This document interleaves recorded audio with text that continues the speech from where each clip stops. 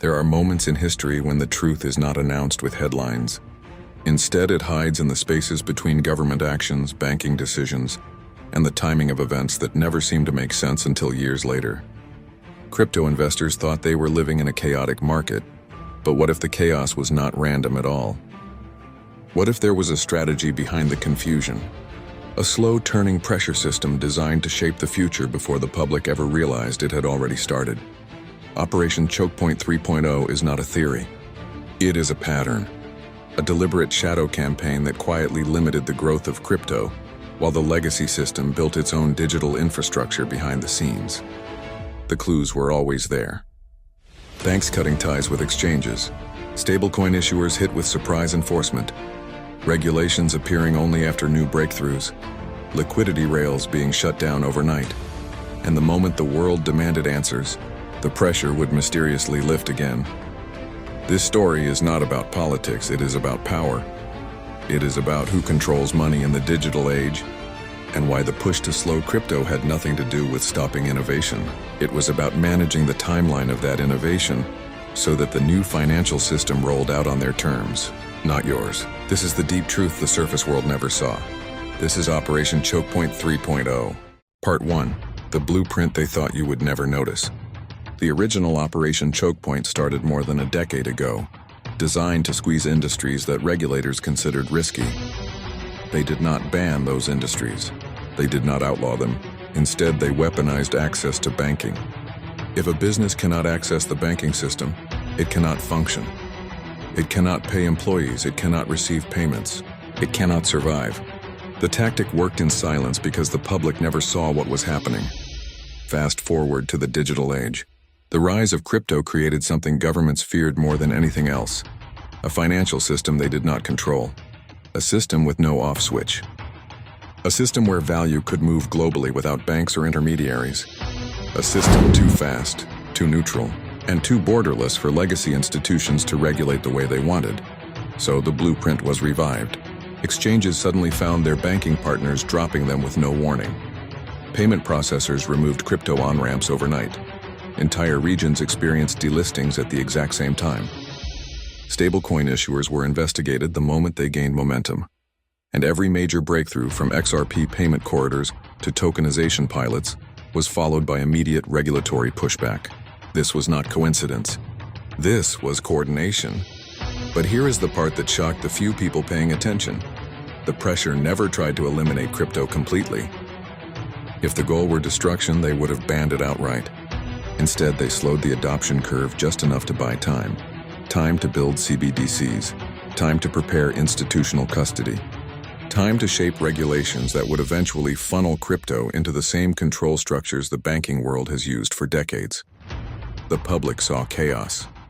But behind the curtain, the plan was smooth and controlled. Crypto was not being stopped. It was being delayed until the system was ready to absorb it. This was the quiet reboot of Operation Chokepoint. Only this time, the target was not small fringe businesses. It was the future of money itself. Part 2. The banks that pulled the plug and why the timing matters. The timeline reveals everything. Crypto banking crackdowns always happened at key inflection points. When Bitcoin made early institutional breakthroughs, banks restricted major exchanges. When Ripple expanded international corridors, US payment partners suddenly tightened restrictions. When stablecoins surged in adoption, regulators issued warnings that wiped billions off the market in minutes. These moves were not reactive. They were preemptive. They were coordinated moments designed to keep the crypto industry from outpacing the timeline of the legacy financial system. Banks have more influence than any government agency. They can shut down entire industries simply by refusing access. And for years, they used that power to slow crypto development without ever passing a single law. Yet something strange kept happening. Every time banking pressure intensified, news quietly surfaced about government agencies developing digital currency systems. The timeline matched perfectly. Banks were not fighting crypto. They were holding the gates until the official system was ready. Then came the proof.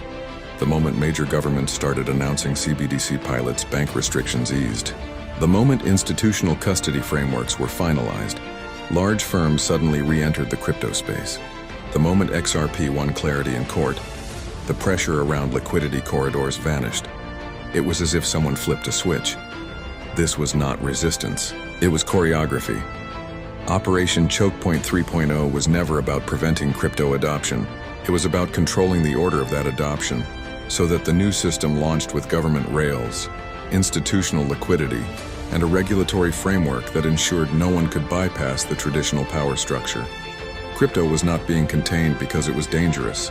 It was being contained because it was too powerful too early. And the ones pulling the plug knew that timing was everything. Part 3. The regulators who spoke in code and acted in synchronized silence. Regulators rarely reveal their motivations. They speak in phrases like consumer protection, market stability, or systemic risk. But those words often mask a deeper intention: control over the transition into the next era of finance. Look at the pattern. The moment a major crypto breakthrough reached mainstream awareness, enforcement arrived. Not to shut it down forever, but to stall it long enough for government and institutional infrastructure to catch up. The crypto industry thought it was random enforcement. In reality, it was synchronized delay. Exchanges would be hit with lawsuits only after their user base surged. Assets would be targeted only after they threatened existing rails. And regulatory clarity would come only after institutions had a clear pathway to enter the market. The XRP case is the clearest example. Ripple was sued at the precise moment global corridors began to activate. Not earlier, not later. The case froze XRP adoption long enough for regulators, banks, and international institutions to prepare for a controlled digital asset rollout. Then, the moment that infrastructure was nearly ready, XRP received legal clarity, institutional rails reopened, and a spot ETF suddenly appeared. For years, the public thought regulators were slow. They were not slow. They were precise. Every lawsuit, every delay, every warning, every headline, each one was part of a careful timeline designed to ensure the digital economy launched under the authority of the existing system, not outside it. Operation Chokepoint 3.0 operated in silence, but its shadow was visible in every synchronized move regulators made. Part 4. The global reset they did not want you to see happening. While the public argued about crypto volatility and meme coins, the real story was unfolding beneath the surface. Governments were quietly testing cross-border settlement networks. Banks were experimenting with tokenized assets. Payment companies were building instant clearing rails behind the curtains of public announcements. The world was preparing for a recalibration, a global upgrade, a financial reset that would shift trillions of dollars into tokenized form. But this reset needed a controlled transition. If crypto matured too quickly, governments and banks would lose authority over the rails of the new system. If crypto matured too slowly, innovation would move offshore and out of their reach. So Operation Chokepoint applied pressure exactly where and when needed to maintain that balance. The moment stablecoins threatened to become shadow money, governments accelerated CBDC testing. The moment decentralized exchanges grew too powerful, regulations tightened. The moment XRP corridors expanded beyond expectations, legal pressure increased. Yet once global systems neared completion, the pressure around crypto disappeared almost instantly. Exchanges reconnected, banks opened new channels, ETFs were approved, and governments began speaking openly about blockchain-based settlement. The reset is not coming. It is already happening, and the timing of Operation Chokepoint 3.0 was almost perfect. Crypto was never the enemy. It was the testing environment for the new world financial system. And now that the system is almost ready, the floodgates are opening. Part 5. The switch that just flipped and why crypto pressure is suddenly gone. Something happened in the last year that most viewers did not notice. The pressure that choked crypto for years suddenly stopped. Not slowly. Immediately.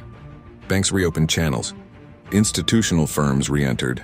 ETFs appeared for assets once considered untouchable. Governments began endorsing blockchain settlement publicly. Ripple met with world leaders. XRP received regulatory clarity. And tokenization pilots turned into real programs. The timing is not a mystery, it is confirmation. Operation Chokepoint 3.0 had a specific purpose. Slow crypto until the new system was ready, then release the pressure the moment institutional rails went live. That moment is now. The shift is visible everywhere. Liquidity is returning. Adoption is accelerating. Legacy institutions are entering the market with full force. Governments are rolling out digital frameworks. And the most suppressed asset of the last decade, XRP, now has an ETF in the United States. The gate has opened. Crypto was not delayed because it was flawed. It was delayed because the world was not ready. The new financial system required coordination across banks, governments, and international institutions. That coordination is now complete. And the assets that were once pressured into silence are about to become the backbone of global value transfer. Operation Chokepoint 3.0 did not kill crypto. It prepared the world for it, and now the switch is flipped. The truth they never wanted you to understand. Crypto did not fail. It was never meant to. The pressure campaign that defined the last decade was not designed to stop digital assets, but to shape the timeline of their rise. Now that the legacy system is ready, the doors are opening faster than anyone expected. This is the moment the world transitions into the next era of money, and LTL Productions will be here every day revealing the truths behind it. Subscribe now. Stay informed. Stay ahead.